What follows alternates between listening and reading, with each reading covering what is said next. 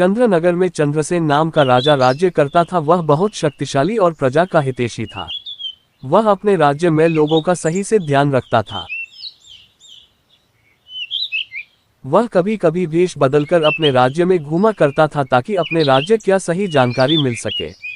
ये बात उसके कुछ विश्वास पात्र मंत्रियों को ही पता होती थी। एक बार राजा चंद्रसेन वेश बदलकर अपने राज्य में घूम रहा था। घूमते घूमते शाम हो गया। तब राजा गांव के अंत में एक घर जिसमें रोशनी जल रही थी उसके पास गया और आवाज लगाई, कोई है, कोई है।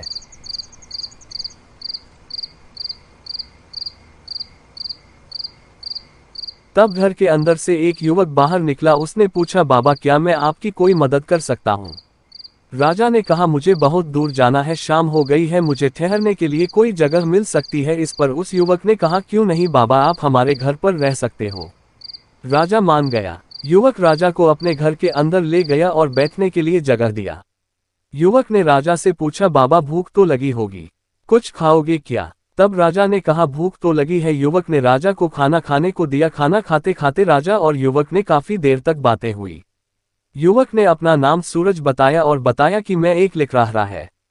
खाना खाकर दोनों सो गए।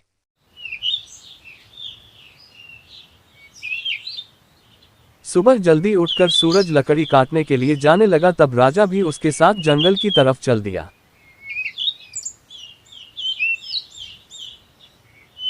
दोनों जंगल में काफी अंदर तक चले गए।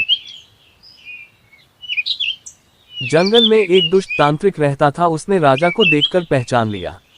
वह भेष बदलकर उन दोनों के पास पहुंच दोनों से बात करने लगा।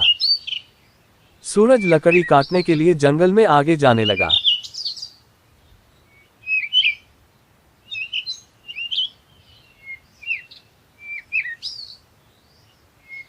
सूरज के जाने के बाद तांत्रिक अपने असली भेष में आया और उसने राजा को चिड़िया बना दिया और खुद राजा का भेष ले लिया।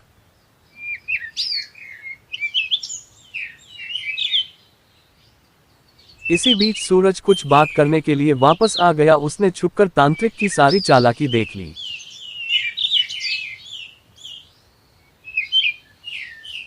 उसे समझ नहीं आ रहा था कि वह क्या करे। फिर कुछ सोचकर जंगल के अंदर चला गया और कुछ लकड़ियां लेकर वापस आया। फिर सूरज और राजा का भेष लिए तांत्रिक सूरज के घर के लिए चल दिया।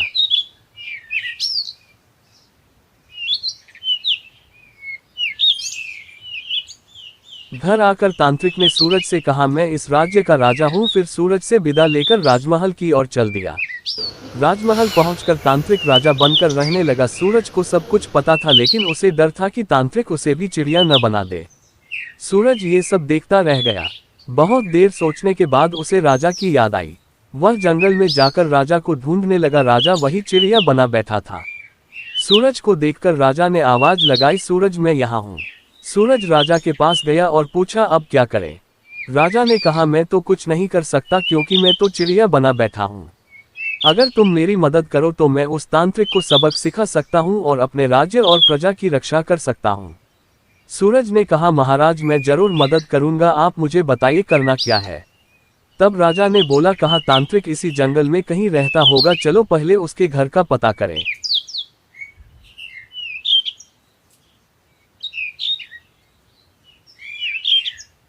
सूरज ने बोला, हाँ यह सही है। दोनों जंगल में तांत्रिक के घर को ढूंढने लगे। राजा चिड़िया जंगल में उड़कर देखने लगा। काफी देर ढूंढने के बाद घने जंगल में उसे तांत्रिक का घर मिला। राजा वापस आकर सूरज को तांत्रिक के घर के पास ले गया।